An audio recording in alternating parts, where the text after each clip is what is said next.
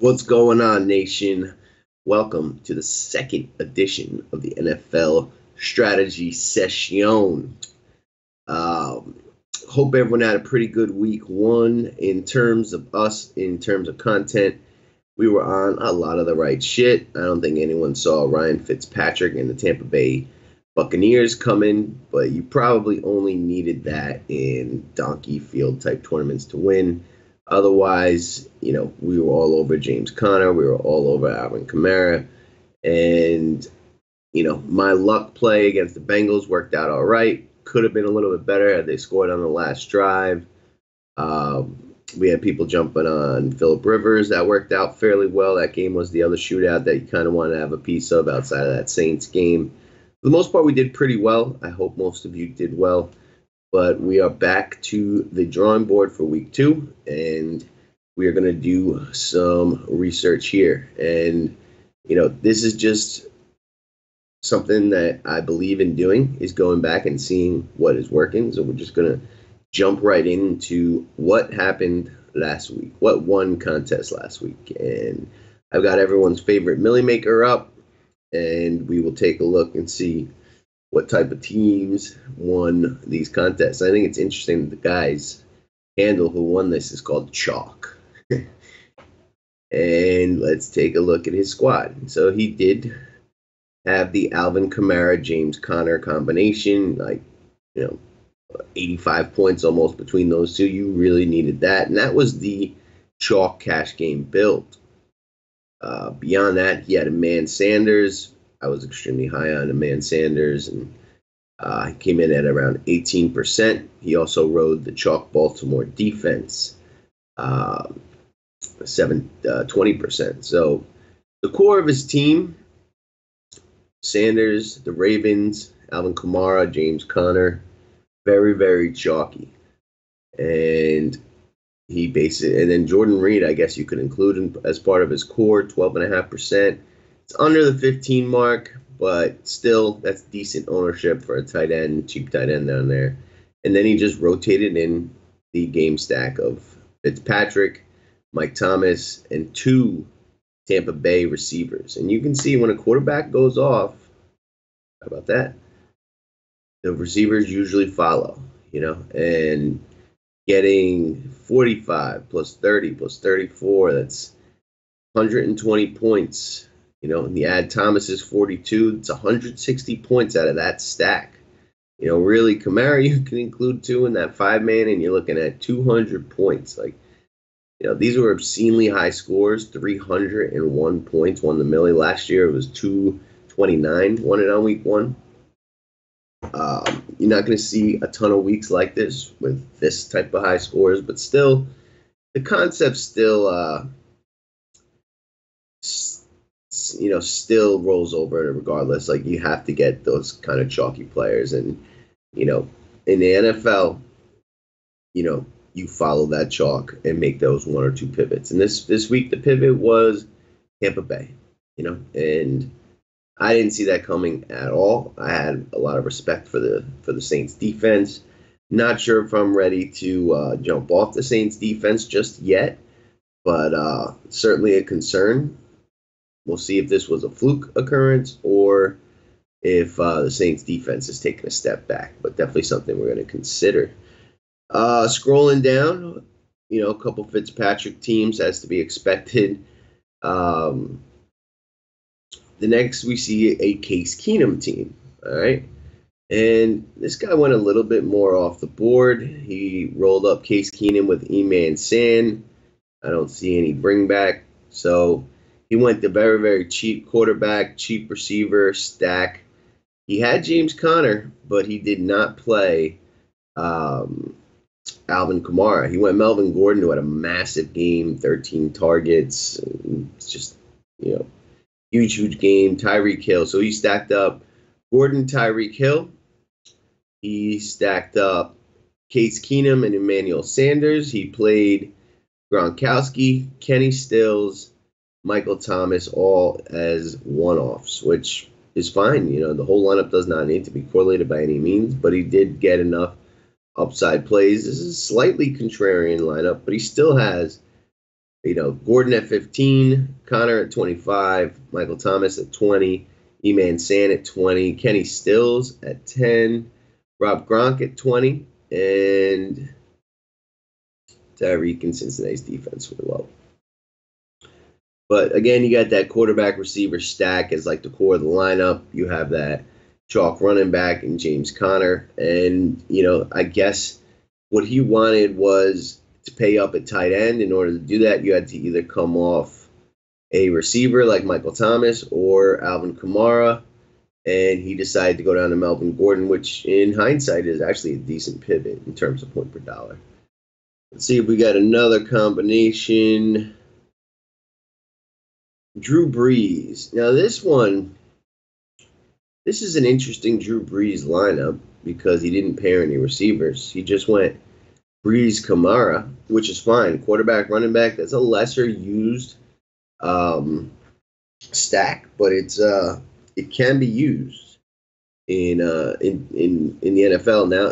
It's kind of more viable now, like this season than last, and the one before that. As the NFL game is changing, these running backs are becoming receivers, and we're going to take a look at targets, and you'll see that there are more running backs bundled into this target list than ever before. So quarterback running back pairing is certainly viable. Let's take a look. So this Drew Brees team went James Conner, went double cheap at running back. Well, not really. I mean, really, he had Kamara in there, and then he flexed out his other running back for cheap. That would be James White. James White got him 15. And then he was able to go up to Gronk, go up to Tyreek Hill, grab Kenny Stills, which was a nice low ownership play. And the Tennessee defense got him 11 points. A lot of defenses scored pretty well this week. Again, Kamara, 33%. Rob Gronkowski, 20%. E-Man San, 20%. James Conner, 25%. And even Drew Brees for quarterback is 12%. I think Drew Brees was a little bit more of an obvious pick that I really didn't play any Brees, and I should have. With the spread as wide as it was, I was just expecting a completely different game flow. And looking back, it's easy to say I should have been on that, but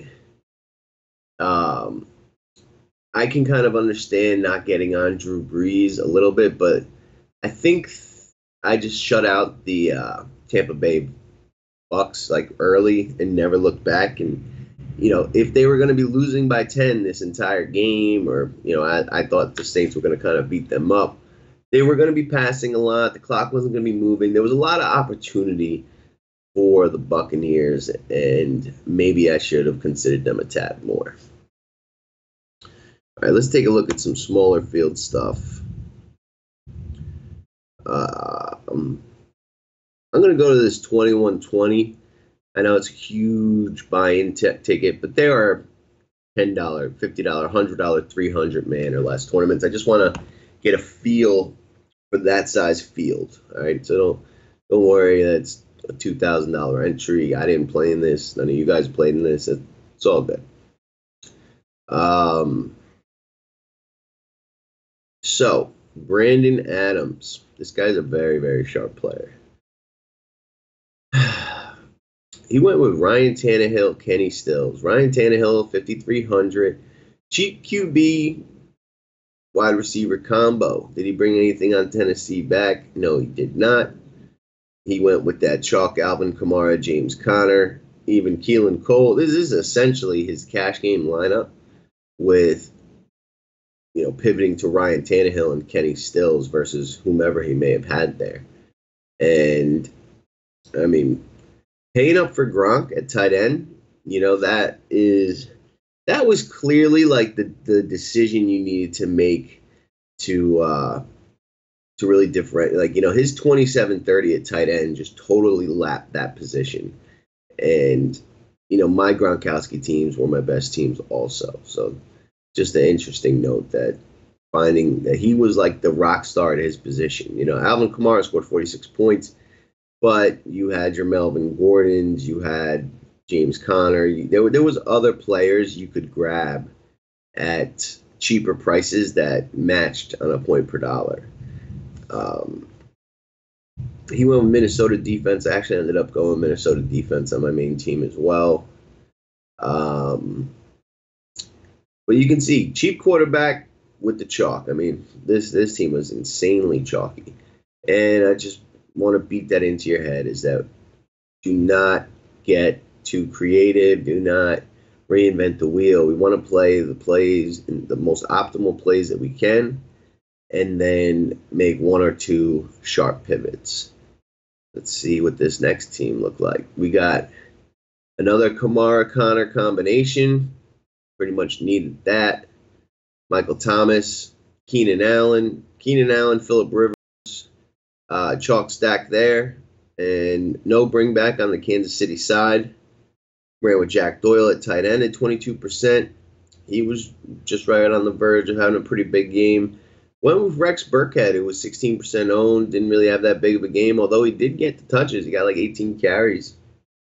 And he paired that up with the New England defense that scored 8, which, again, it wasn't really, most of the defenses scored between 8 and 18 points. So, like, defense really didn't set you apart this week. Let's look at one more. See if I find any funny ones down here. I guess, let's look at this Mahomes team. So Mahomes came in only at 4%. He's going to be much higher this week. Guy went with Alex Collins, but without the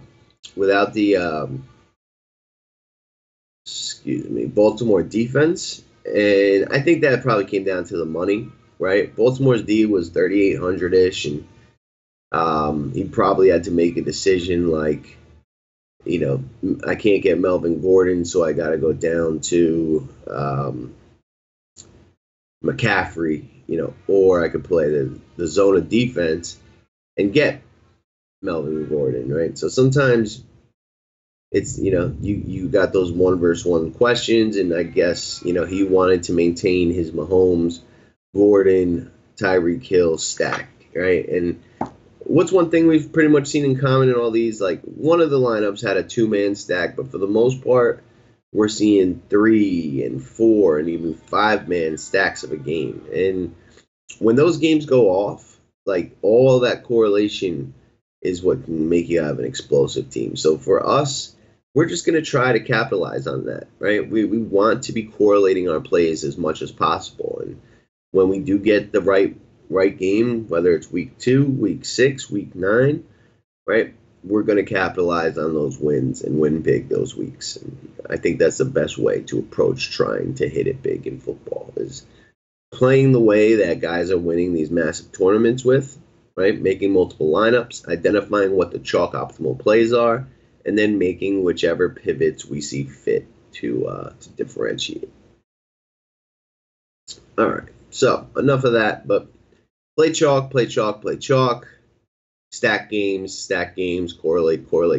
That's the lesson. All right, so let's take a look at week 2. Let's take a look at the Vegas line movement. I just refreshed this. We're just going to talk main slate. And I have this in rising total order right now, so you can see this Chiefs-Steelers game is just like on a one-direction locomotive on its way up. Opened at 50, it's up to 53.5. Be interesting to see where this closes. I'm going to guess about 54. I don't see any way we can avoid having players from this game, and it's more about identifying which. These teams have played a good amount recently, so we have historical, versus each other data that we can take a look at, and predicting the game flow is probably going to be our most important factor in determining which are the right players. If you think that the Chiefs jump out in front like they did to the Chargers on the road last week, then maybe we're looking more at Juju and AB. I mean, I don't see how I'm going to get off of James Conner, but game flow is something to consider. And we have the Browns Saints game rising. Open at 47.5, up to 49.5. And similar spread, similar movement to last week. Saints were home. Saints are home. Saints opened up like 7 or 8-ish. They got up to about 10. Opponent that we assume is not really to their, to their level. And I am like very, very curious to see how this game goes. A part of me thinks that this is going to go similar to week 1, and we're going to have a much closer game here. And then what will that type of game flow bring? And it's not a final decision or anything, but just something I'm thinking about. San Fran at Detroit. We have another one on the rise. Small tick up, a big jump in the spread here. And this is probably due to the line being out before the Monday night game. So they had an impression what the Lions were. Then the Lions got embarrassed by the Jets at home. And I think you're just seeing the result of that exposure and people jumping on the San Fran side because of that, right? But San Fran's home opener, high total. This is an interesting game. I could see this game getting overlooked. And when we jump into like some of the pace stats, you'll see that there's possibly some opportunity here. Then the only other riser is the Redskins-Colts game. This is the Redskins home opener. They are 5.5-point favorites, ticked up 0.5 point, and the total is ticked up 0.5 point. Kind of a high total, but I mean, we saw in the Colts-Bengals game that the Colts don't play no defense. And we're going to have to determine if we think that the Redskins have 27 points in them. I'm not sure if I fully believe that or not, but we'll see. Let's see if there's any trending downward. So this is interesting. The Arizona Rams home opener. They've got the Rams total dropping, and the Rams have jumped out to becoming huge favorites now. Open at -10.5, they're out to -113.5, a 3-point move, and the total is dropping. Just basically saying the Rams are going to win 35-0, or 30-15, potentially wider, right? Like, this is where you look at like your onslaught stacks. You take quarterback, running back, receiver, and defense, and just go all in Rams and hope the Rams just dominate. Hope their defense gets a score. Hope that the quarterback throws for 300 yards in the first half, throws one to Gurley, throws one to whichever receiver you stack up with, and then Gurley closes the game in the second half, just draining clock, and busts a 60-yard run against the tired defense. It's just kind of giving up as they get down more and more. Buffalo San Diego has dropped a tick. Buffalo's going to start their rookie phenom quarterback this week. They're still huge underdogs. Chargers traveling 3,000 miles across the country. That usually has an effect going west to east. I'm very hesitant on jumping on Charger guys in this game. I think they're going to win, but I expect this game to be slightly slower, and I think the Chargers will be a little rustier, those kind of things. And let's just see if there's any other spread movers that we need to identify. No, I mean, basically, we discussed most of the meaningful ones. So just getting a feel for what's what this week. It seems like we're going to have Saints and Browns game and Steelers Chiefs as like the headline, higher ownership games, and that's, perfectly justifiable.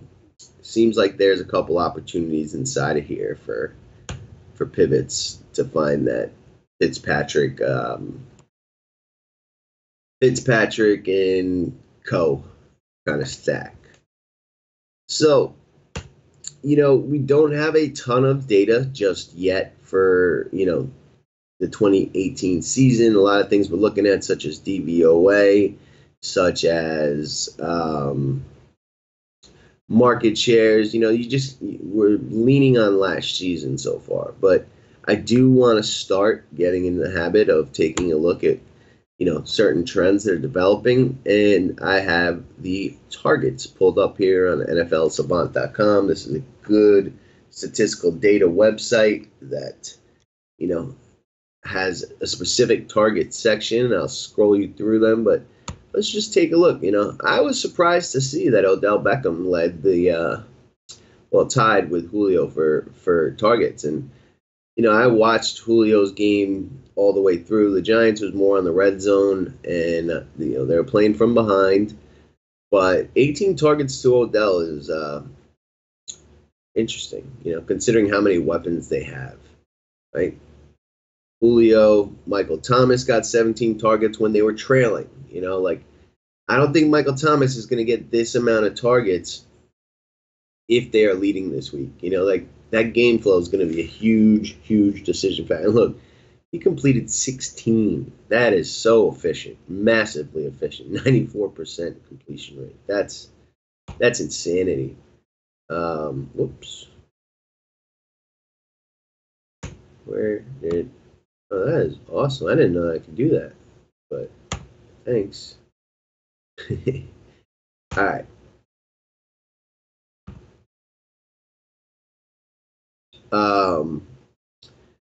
Golden Tate got 16, another team trailing. Antonio Brown, a team leading, got 15 targets in bad conditions. What's he going to get against a Chiefs team that maybe they'll fall behind, or they're going to lead, but the conditions are going to be good this week? Jarvis Landry got 15 targets. They were coming from behind, but even if he cut some of those down, that's still you can tell that Ty God has a thing going on with Jarvis Landry. Alvin Kamara, 14, our first running back, is 7th on the list in targets. And, no surprise there. Kamara got a lot of work through the air. He didn't really do great on the ground. Nelson Aguilar, this is a guy I have a lot of interest in this week. Going up against both the Tampa Bay secondary that gave up just a ton of yardage. Melvin Gordon, another running back, 13 targets. Jalen Richard, another running back. A running back we're not expecting. This is a cheap running back. They were trailing again. Corey Davis got 13. This was a funky game with all those delays. I got to go back and rewatch this one and see when and where those targets came from. But that's a lot for Corey Davis. The tight end for Tennessee did get injured, but that was late. This is a game I definitely need to rewatch. T.Y. Hilton against the number one graded cover corner from last season. Still got 13 targets. Expect him and Luck to just continue that throughout the year, whether it's a good matchup or a bad. Let's see if we got any more running backs. There's a tight end. Zach Ertz got 11 targets, only completed 5. Another guy I like this week. But we're looking for volume of opportunity. Nyheim Hines, a Colts running back that nobody played. Jared Cook, another tight end here. Christian McCaffrey, 10. And Christian McCaffrey had a disappointing day, had good ownership, and the opportunity was still there, right? Now we'll take a look at red zone targets, right? Because these are the high upside targets that can certainly pay off. Alvin Kamara leading the way with 5. David Johnson next in 4. Caught 2 of those. David Johnson was certainly a letdown this week. Ryan Griffin, right? I played Ryan Griffin on my main team. He was 2,800. What's his name? The second receiver for the Texans, Will Fuller, was ruled out. I thought he'd be like the second most targeted guy, maybe third outside the running back. And he got 4 red zone targets, 0 for 4, and 0 for 6 in total targets. So, I don't feel terrible about that play. My guy was in position to score points and could have scored multiple points, but they didn't connect. But I still, even though I got a 0, Like, that team scored well over 200 points, and I feel that I made a correct play, just didn't get the result. Sometimes you got to look at things from the process and not from the result. And sometimes that's like a cop out. Oh, like, you can't be results based. But in terms of seeing that he got 4 red zone targets and then another 3 regular targets, and they were 0 for 7 hitting him, like, I feel that I identified the opportunity. My guy wasn't able to capitalize on that opportunity. Who else do we have here? Theo Reddick getting 3. Nothing really too exciting there, I don't think. What did I do? All right. Brandon Marshall, Seattle, getting 3 red zone targets. And, he's a big, tall receiver, but also not Golden Tate, but Doug Baldwin went down. He's going to be out for a few weeks. Brandon Marshall may be a cheap receiver to pair with the quarterback here in coming weeks. Corey Davis, out of those, 13 or 16 targets, 3 were red zone. T.Y. Hilton, Cooper Kupp, who lapped all those receivers last year in red zone targets. Devontae Adams, who may or may not play. Chris Thompson. So, we wanted to try and target some of these guys. Not that you just play them but it's just good to be aware of who was getting targets in the red zone. And, Alvin Kamara, I'm still concerned about his full workload, but he's getting high leverage usage, right? So he had 14 targets, a third of those were red zone targets. It gives you more confidence to play the guy. And lastly, we'll look at some red zone rushing attempts. AP, 7 red zone rushing attempts. And AP was a guy I recommended on FanDuel only. And he did have 70 yards receiving. It came on one play. He had 3 catches, and one of his garbage time catches went for about 50 yards late in the game. But still, 3 targets or 3 catches more than I expected. I didn't think he'd get any in the pass game. And if that number is going to grow anymore, he'll become DraftKings viable as well.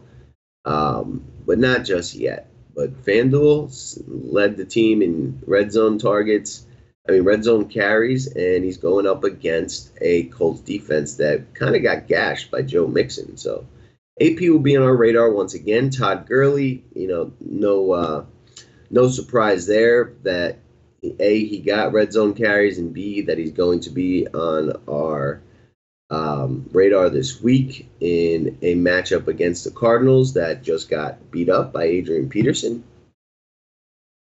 Alfred Morris, San Francisco, clearly the guy that's going to get the red zone carries for that team. And we kind of have a similar situation there as we had in Minnesota last year with Latavius Murray and Jerick McKinnon, now with Alfred Morris and Matt Breida. And you're going to have to, if you decide to go and play one of these guys, probably not on main slates, but on, shorter slates, you're going to have to decide where do you think the game flow is going to come. If San Fran's coming from behind, you're probably going to want more Breida. If San Fran's playing from the front, you're probably going to want more Morris. Lamar Miller got 4 red zone carries. He actually had a pretty big role, and, until Will Fuller comes back, he's just, there's only 3 guys in this offense, essentially. Isaiah Crowell got 4, another split situation. Joe Mixon with 3. As I mentioned, the Bengals kind of gashed the Colts on the ground. Alvin Kamara got 3. And I don't know if that's a result of, the backup fumbling early and just, not looking ready, or if they plan to give him more in the red zone until Ingram comes back. But Kamara's name stuck out. A handful of names. Joe Mixon for the Thursday night slate. Gurley, AP on FanDuel. Lamar Miller, I don't think he's on the slate this week. But oh no, yeah, he is. He is. We're gonna take a look at Lamar Miller. All right, and we will go take a look at some pace statistics. All right, this is FootballOutsiders.com, another good data site. All right, and this is offensive pace. All right, and you can take a look at seconds per play, situation neutral, right? Which what that means is like the game was about tied, right? And get a feel for what teams are going to do, and they're not either way out in front or way behind.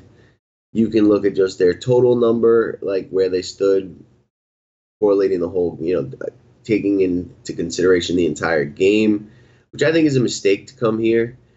Um, CK likes to look at first half pace to get a feel for like what a team's real, like, what they are um, before the game forces them into a style, right? And I think that's a very sharp way of looking at it.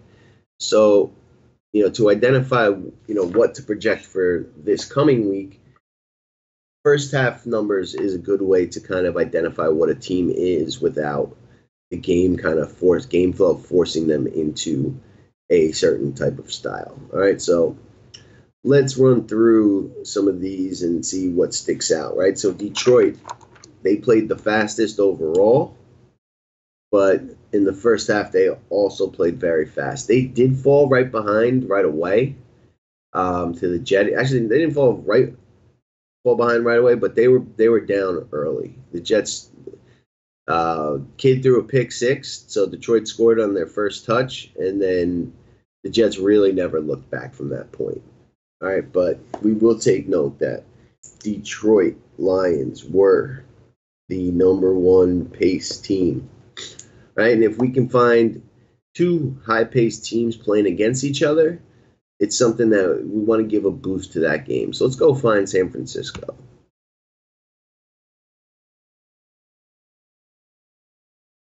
I do not see. Oh, here we go. San Francisco was the 23rd pace team. So not a great mix. And you know what? I think we'll just pair up all the games while we're here. See if any outliers kind of stick out. All right. Buffalo was the 11th. They're playing the Chargers. That would be LAC, who was 18th. Nothing too exciting there. We've got Cleveland, who was the absolute slowest, and then became the absolute fastest as they trailed, which, we may see a similar situation this week. So even though I'm writing down Cleveland 29, right, and we'll see what the Saints were, I'm definitely putting a note that they were the fastest team once they got down. And let's see where we find the New Orleans Saints. New Orleans was 14th. And even when they were trailing, they took their time, right? And that's Drew Brees reading the D and making audibles, and that just takes a few more seconds. But they didn't panic when they got down. They still ran their offense and, even almost slowed down a bit. But they were 14th when things were neutral. Who else is playing this week? Patio Joe just texted me. He loves my boy McCaffrey this week, and I like McCaffrey too, but I don't know if he's going to crack the cash team. Where am I going? You know what? Let me open up this chat too. If you guys posted questions, I am sorry. I was not in the room.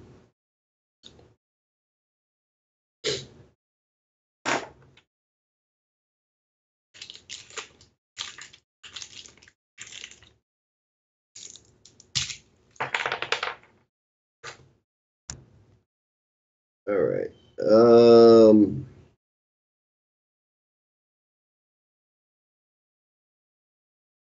Hmm.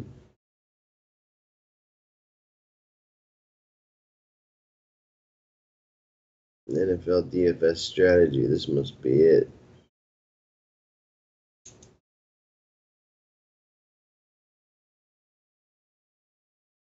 Yep. All right.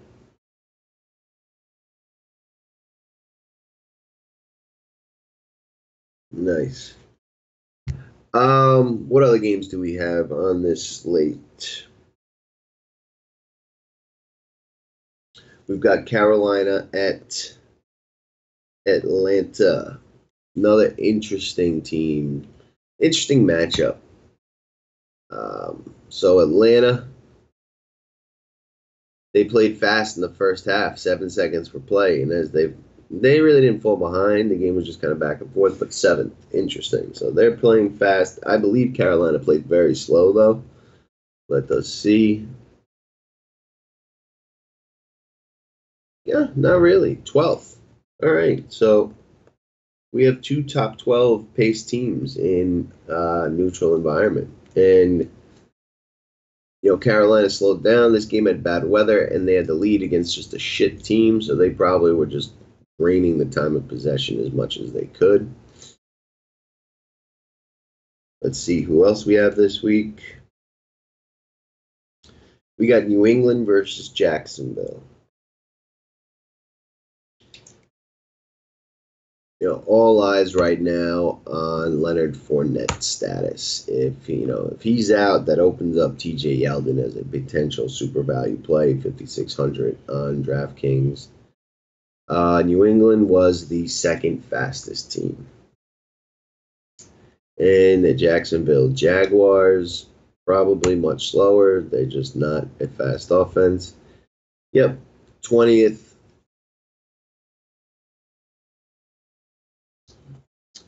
Who else do we have? Philadelphia at Tampa Bay. This is a game I've got a lot of interest in. Tampa Bay just got abused on the ground, through the air. The Saints did anything they wanted. They completed 16 of 17 passes to one receiver, like just straight ridiculous. I do have a lot of interest in the Philadelphia pass offense this week. If you took a look at Johnny Irvin's DVOA article, he also mentioned that as a spot that he likes. Certainly a week we're going to be looking at paying down at quarterback, at least in cash games for sure. So let's take a look and see where Philadelphia and Tampa Bay shake out. They looks like they're both down here. And Philadelphia 22nd, Tampa Bay 15th.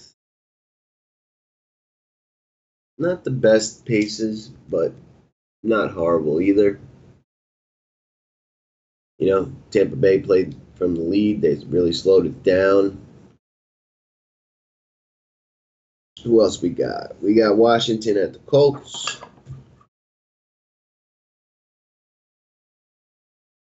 We got the Pittsburgh KC game. How many total games is on this slate? Should we just bang these all out? We can bang them all out. 13. All right, cool.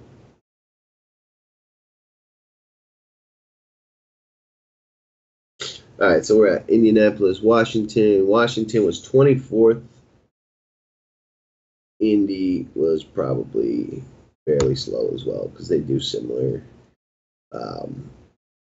to the Drew Brees audible thing with Mr. Luck.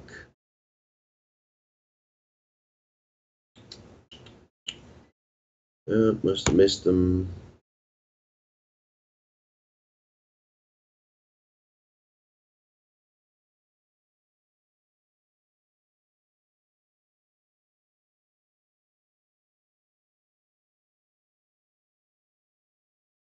What is going on?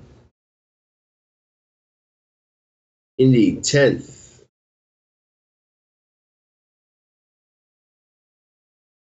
And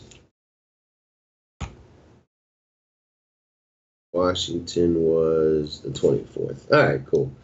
Pittsburgh KC.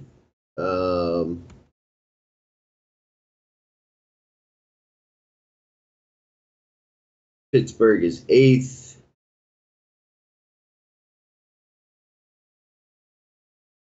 And the Chiefs are 9th. Looky. No wonder that game's skyrocketing. Again, like, I know this is going to be extremely popular, but I don't see how you can not have exposure to this game. The two fastest combinations that we've had so far, and just everything, you know. What else? Houston at Tennessee. Tennessee, you know, we got to see if Mariota's going to play. If Mariota does not play, I mean, Blaine Gabbert at backup, that's death. That's going to be a long season for Tennessee. That may change up some of their pace, just keep in mind. But they were 21st. They were slow with Mariota. I don't expect them to speed up with Blaine Gabbert. Houston was 5th. Houston was fast. So we've got 1, 2, 3, 4, 5, 6, 7, 8, 9 games done. Let's get those final 4. We got the Dolphins at the Jets. Chargers at Buffalo. I think we did that one. Yes, we did. Minnesota, Green Bay. Did we do Cleveland, New Orleans? We did. Detroit, San Fran, we did. Zona at the Rams. And Oakland at Denver. All right, let's get these last 4, and then we'll see what sticks out. All right, Miami.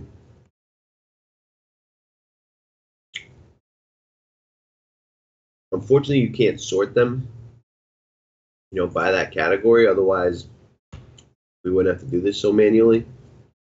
Miami, very slow, 27th. Jets had to be very slow. 31st.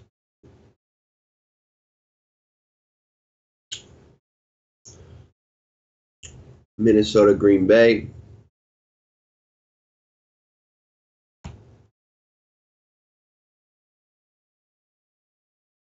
Okay, Minnesota was very fast.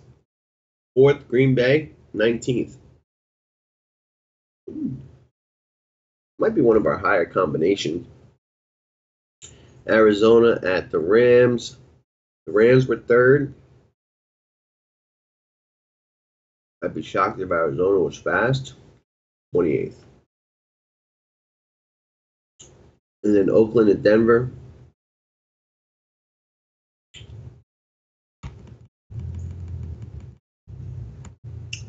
Denver was 13th. Oakland was 26th. So, looking back, Pittsburgh, KC has 2 top 10 teams. Carolina, Atlanta has 2 top 12 teams. Green Bay, Minnesota. Green Bay was 19th, combined with a 4, but that's another lower combo.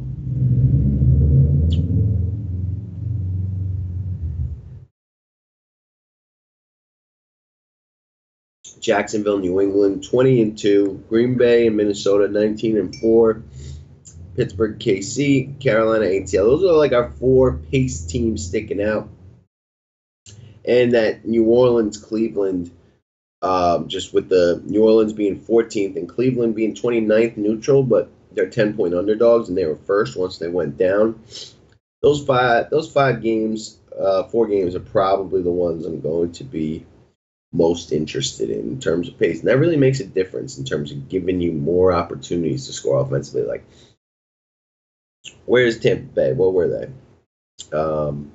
They were 15th, taking on New Orleans at 14th. And, that game just seemed like there was so many offensive plays. Like, I'm sitting there like waiting for luck to get back on offense, and Kamara's getting another 40-yard reception. And then, Thomas is getting a touchdown, and so the more plays, the better. That's just something to focus on, and maybe we can find an edge in identifying some games that could have faster paces. And the Carolina Atlanta one is probably the sneakiest out of this group. Like, they're not telling you anything new by saying play Pittsburgh, Kansas City, or play New Orleans, Cleveland, but maybe we would have found, like, these are 2 slower paced teams, So just because the data reflects what the odds do this time doesn't mean that this exercise is always as obvious. Still got some time, so let's take a look at historical matchups. Right, there's a really cool website for this. Right, you just we'll do everyone's favorite Steelers versus Chiefs, and when you just put the history in, it'll take you to this like results DB type website.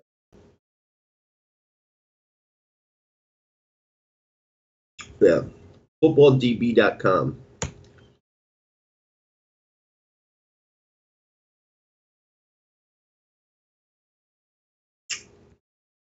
Right, and it puts out all the times they played recently. So they played in the playoffs last year. Well, this was the regular season game. This was the playoffs from 2 seasons ago, the 2016 playoffs. So we've got 4 regular season matchups in the last 3 years. That's a nice sample size. Looks like the Chiefs won 1, and the Steelers have won the last 3. And 2 have been very close and low scoring. And 1 was a monster blowout. This was actually my most profitable DFS day ever. The Steelers-Chiefs game, I had it stacked up. Martavis Bryant, AB, Lev Bell. So let's take a look and see what type of trends we can identify. And we'll do this for our top 4 or 5 games that we identified from the pace. Then we'll get out of here.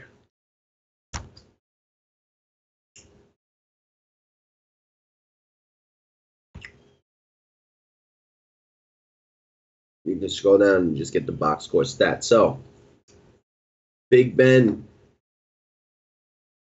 this game was where? In Kansas City.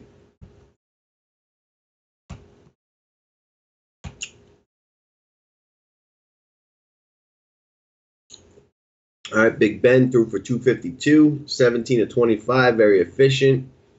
1 touchdown through the air. Lev Bell, 32 carries, 180 yards, plus a touchdown.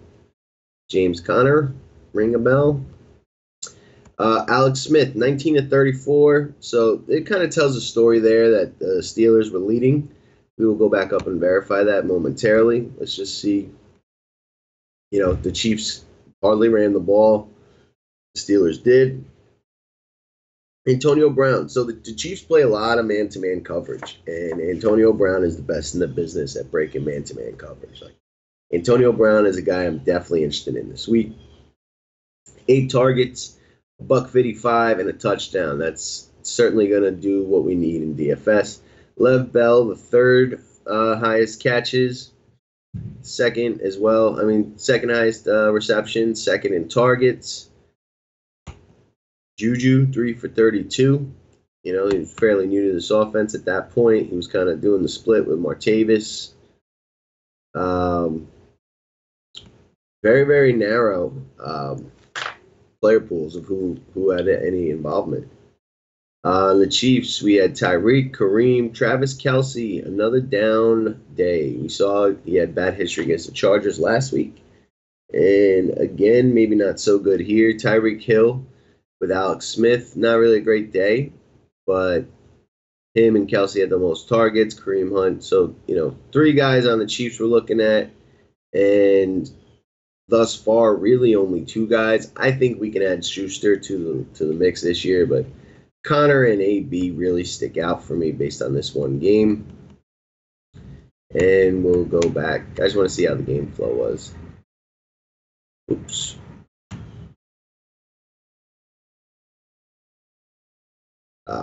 You know, looking at that, it seems like the Steelers were leading this game. And they were. They were up 12-3 at half. Ended up winning 19-13. Chiefs kind of came back late. This was in October 2015 in Kansas City. All right. Let's take a look at the other game. So this was a playoff game, another low scoring in Kansas City. The Steelers won 18-16 final score.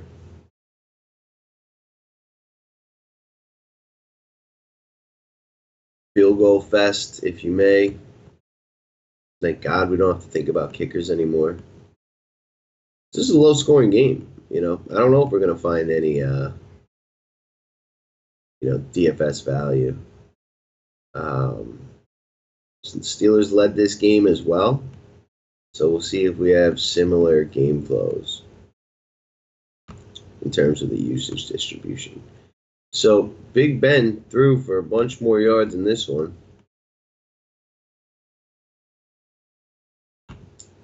20 for 31, similarly efficient. 224 yards, actually less yardage, and no touchdowns, right? So we'll see what Antonio Brown did. Here he is. 6 for $108, no touchdowns, 11 targets. This was a low scoring, probably in the freezing ass cold in the playoffs, so that's just something you can consider. Still, AB got over that 100-yard mark, but, this isn't going to cut it. 6 for 108. That's just not going to cut it. Lev Bell, 30 for $170. 30 for almost the same exact game as last time. Can you say Connor? Chiefs, again, they didn't run. They fell behind, and, they let Alex Smith throw it 34 times. Alex Smith has a 4-yard A-dot, 5.1 yards per attempt back then. Just, I'm expecting a lot better things out of the Chiefs passing game this year with the emergence now of young Pat Mahomes. The targets for the Steelers, they had a bunch of injuries. Lev got 5, Eli Rogers got 7, Jesse James got 6, and AB got the 11. So the Steelers were probably, once they had a lead on some, bury this clock shit.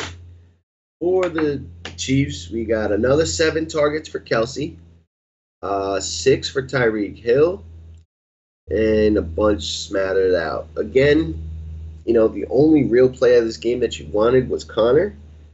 And Antonio Brown has shown, the ability to get yardage, even in small amounts of targets, receptions, against a man-to-man defense. Quarterbacks, not so exciting once again. All right.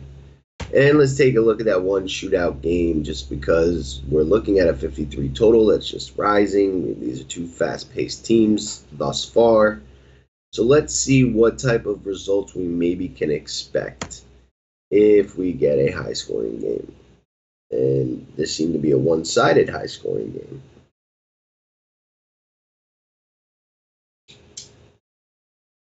We've got the Steelers going up 29-0 at half and just led the whole fucking way. They just fucking pissed on them at home 2 years ago.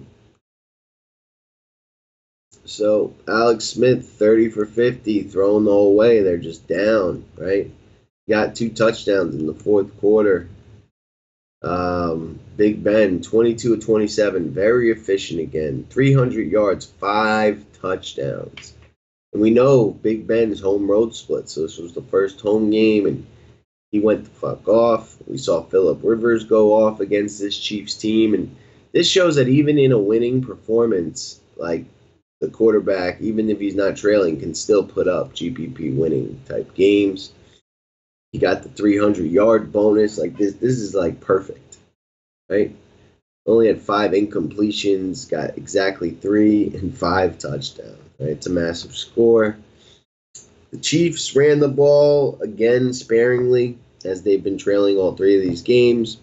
Lev Bell did his again. Didn't need 31 carries, but 18 carries for $144. So I think it's pretty clear the Steelers' run offense works against the Chiefs.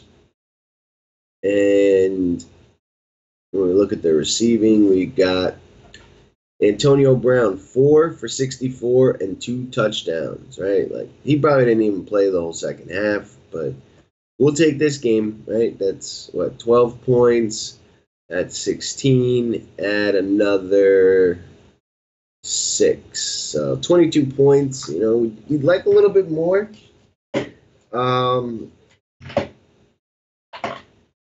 Where else did they distribute some targets? Lev Bell, another 6. You know, tack on to that massive score. Sammy Coates got 8 in this game. You know, maybe that's a Juju Smith-Schuster role.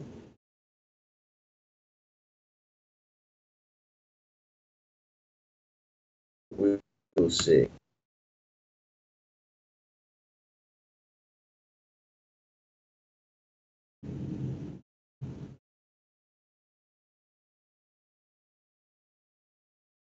And on the Chiefs,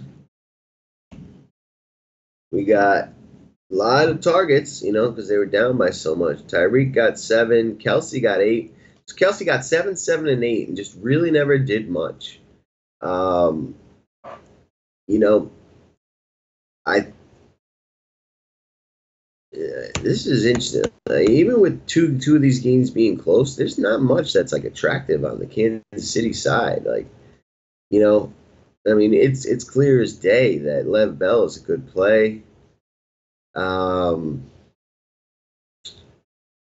know, the Steelers are known for being a very, very good pass defense. So maybe it's Kareem Hunt. You know, Kareem Hunt or Tyreek Hill are the two on the comeback that I'm interested in. You know, I do expect this game to be close.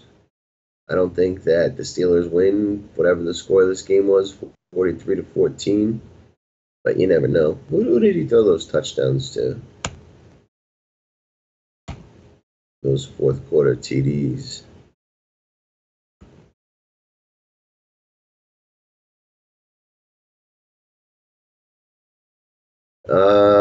One to Kelsey, one to Hill. All right, yeah. Got him to his stars. Makes sense. All right, so that's the history there. Let's do Cleveland New Orleans. You know, this is a team that probably hasn't played each other much. I did say to CK, I really think the last time Cleveland went to New Orleans, they won. So now we're gonna see if I was speaking truth for this or if Paulie D was stretching the truth a little bit. We'll see. We'll find out. CK, you nervous? I am. You don't have nothing to be nervous about.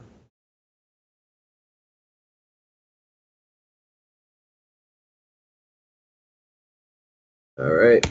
We'll put Saints versus Browns. Hist.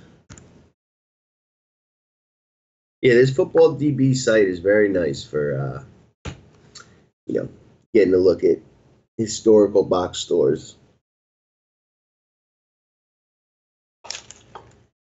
Let me let a cigarette just loads. All right, here we go. Boom. Oh, but it was in Cleveland. Damn. Oh no, look, they won it in St. It was a long time ago. It was back in 2010, but the Browns have beaten the Saints the last time they went to New Orleans. And the last 2 times they played them, 2014 is long as fuck ago, but we can take a look. I don't know how much great data this is going to provide for us, but we'll see. I mean, the Saints have been relatively the same kind of team, but I mean, we're going back to the Jimmy Graham days.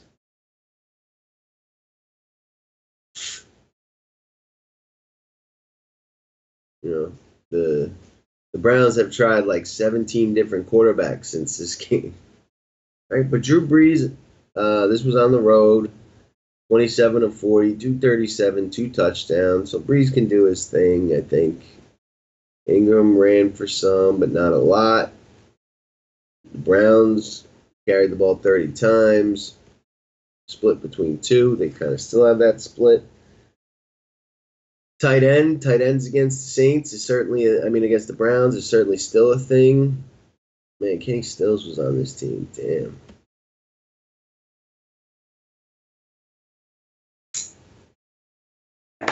And the Browns, due to their wideouts, yeah, not enough there. Let's take a look at Carolina versus Atlanta.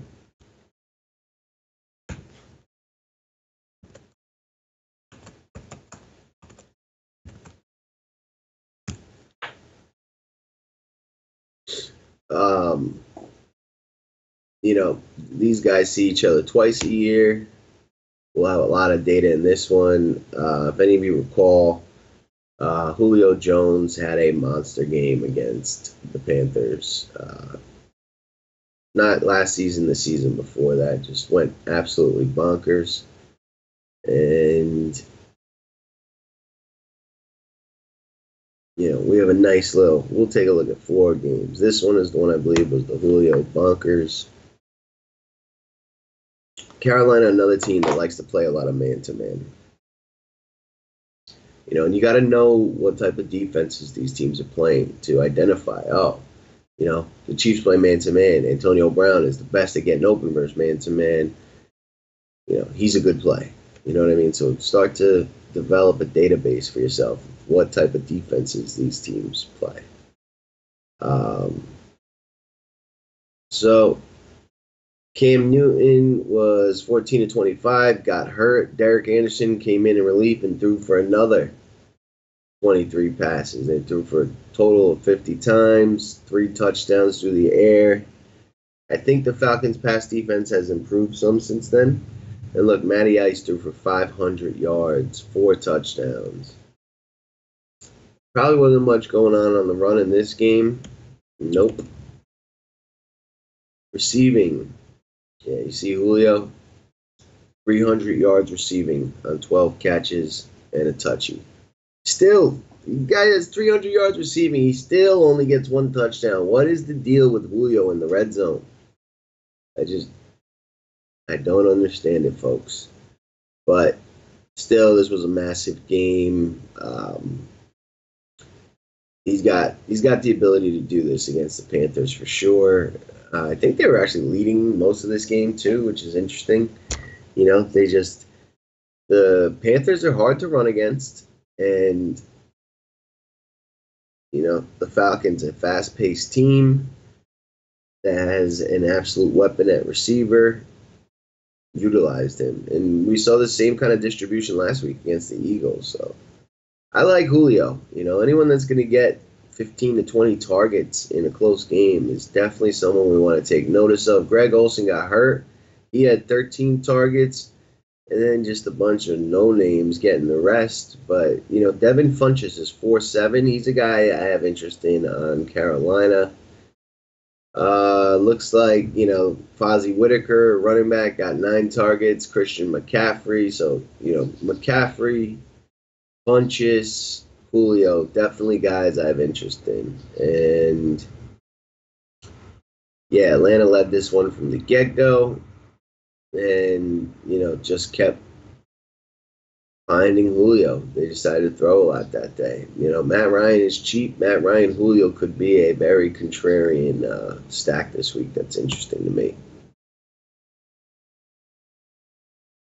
For me, let's, we'll finish this one out and then we'll get out of here. But this is a good tool for you guys to go through all the recent historical games and see what you can identify.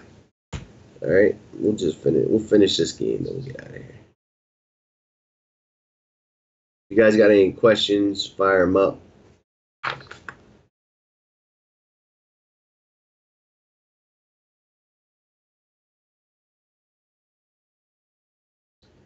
All right, so this was the next game. This was late Christmas Eve, 2016. Not sure what the where these teams were in their pursuit of the playoffs. Sometimes that can have an impact late in the year. But we had Cam and Matt Ryan. Matt Ryan threw for another 277 and 2. At 5-1, we would take that. Cam Newton, 18 of 43, very ugly, inefficient, 198 yards and a touch. The Falcons ran it a little bit more, but not like they stayed on the ground.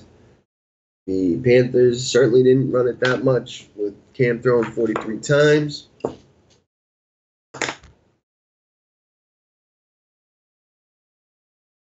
Falcons, Julio got 7 targets this game, 4 catches for 60. That would ruin us this week. Devontae Freeman got 8 targets. And on Carolina, Greg Olson. Who's going to be playing for Greg Olson? I got to look that up. Kelvin Benjamin, Teddy Ginn Jr., Devin Funches. Didn't really throw to the back that much, but I think that's a, Fozzie Whitaker / Jonathan Stewart thing, even though we saw, I think it was Whitaker in the last game getting about 9.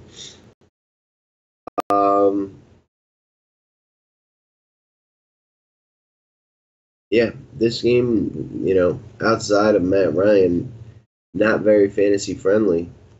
And the Falcons, again, were leading most of the way.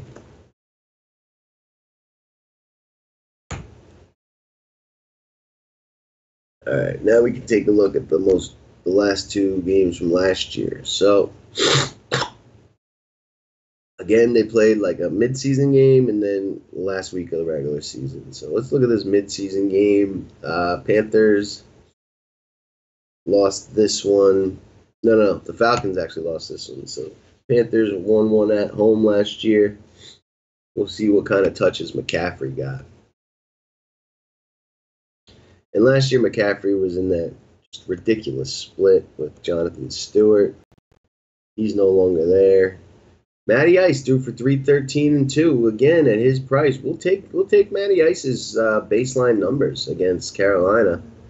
Cam Newton, just another shitty day.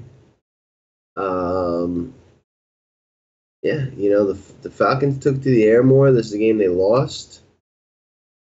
And the Panthers, they were on the ground. Christian McCaffrey got 15 carries and a touch. Stewart got 11, so maybe there's 25 potential carries for C-Mac this week. And then in the pass game, there's Julio with 6 for 118, and as always, no touchdown. But 6 for 118, that's getting you pretty close. That's 17 points. You add a touchdown and you're there. 12 targets. That's nice to see. And then it's clear that he's their number 1 target on offense, obviously. And for the Panthers, it was Funchess and C-Mac. It looks like we have the same kind of situation with no, what's his name? No tight end for Carolina.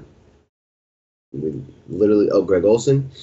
So through the air, they had the lead, so they probably didn't want to throw as much. But through the air, Funchess, McCaffrey. Funchess, 5 for 86, no touchdown. He's 4,700. Will we take 5 for 86? That is 13.6 points. I mean, pretty damn close, If he can find the end zone, we'll like it even more. How did they score in this game? A lot of field goals. A lot of field goals. All right, we got one more to see.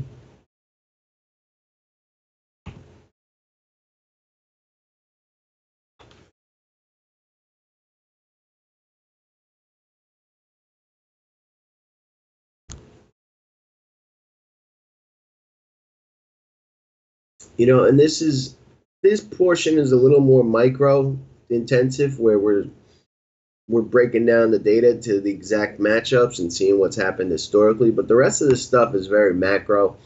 Who's getting the carries? Who's getting the red zone carries? Who's getting the targets?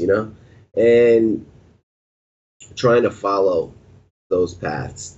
Opportunity equals championships in DFS. The more opportunities you guys have, the better shot you have to do something. All right, this last game, the Falcons won 22-10. And again, a lot of field goals. These teams know each other. So, Matty Ice, even from the lead, they like to throw against Carolina. They don't want to fight that tough D line. 317 and 1. At his price, I think we take this too. I mean, that's what? 15 plus 3 is 18 plus 4 is 22. At his price, we'll take it.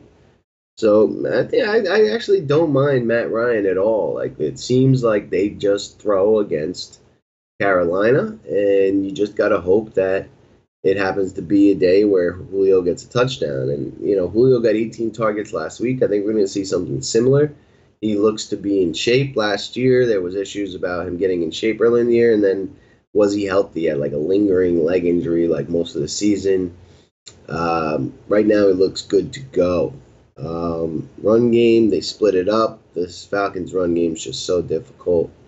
McCaffrey only got 6 carries. Cam led the way in carries. Cam Artis-Payne got 5. Through the air, McCaffrey led the way, 8 targets. So we're looking at 15 to 30 touches, targets, attempts for C-Mac. He's definitely the guy I'd want to run it back with. And Julio got 11 targets. Sanu got 11. Devontae Freeman got 11.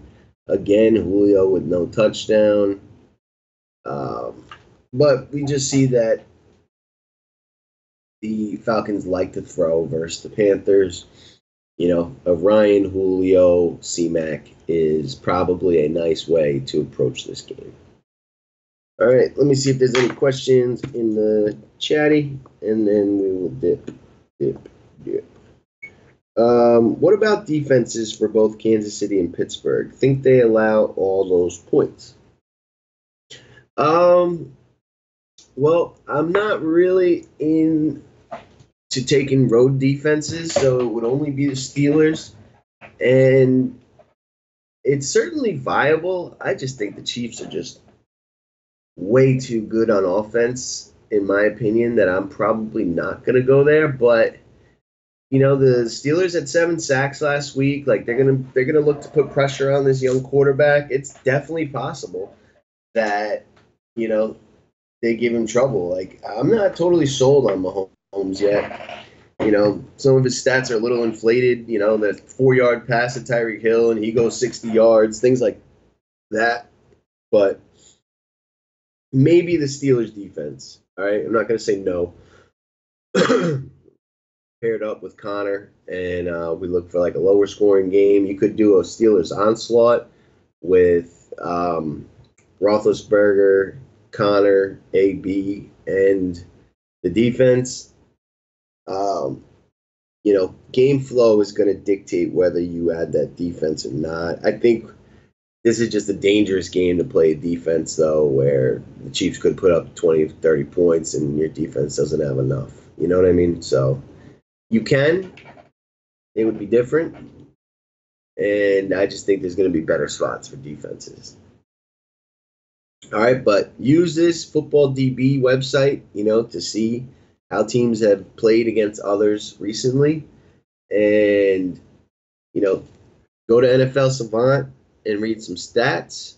Get an idea of who's getting the red zone targets, who's getting the actual targets, who's getting the carries in the red zone, and Football Outsiders to take a look at pace. And as the season goes on, we're going to get, more firm idea of what these teams are, and we can lean on that. But pace is certainly a big one that not everyone uses. It's only the sharper players even, are aware of these stats, and you can really find opportunity in the teams that are going to run the most plays, creating the most opportunities. All right, guys, that's going to do it.